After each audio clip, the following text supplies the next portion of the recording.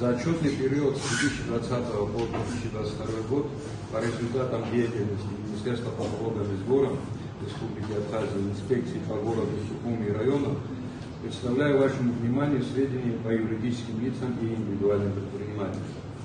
За период с 2020 года по 2022 год всего по республике, включая деятельность всех территориальных инспекций, управлений и отделами налогообложения юридических лиц, были проведены 1652 проверки, налоговые проверки, в том числе тематические и документальные. Аналогично за период с 2020 года по 2022 год всего по республике, включая деятельность территориальных инспекций, управлений и отделами налогообложения физических лиц, были проведены 173 налоговые проверки физических лиц, в том числе документальные и тематические.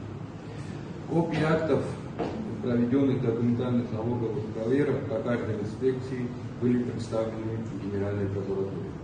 В числе вышеперечисленных проверок за указанный период были проведены совместные документальные проверки, в том числе с прокуратурой Гальского района, 2 налоговые проверки, с прокуратурой Ачинческого района 1 налоговая проверка.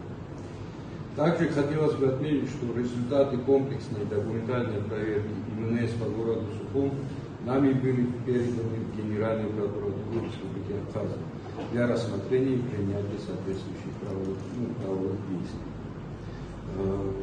Я не буду углубляться по району.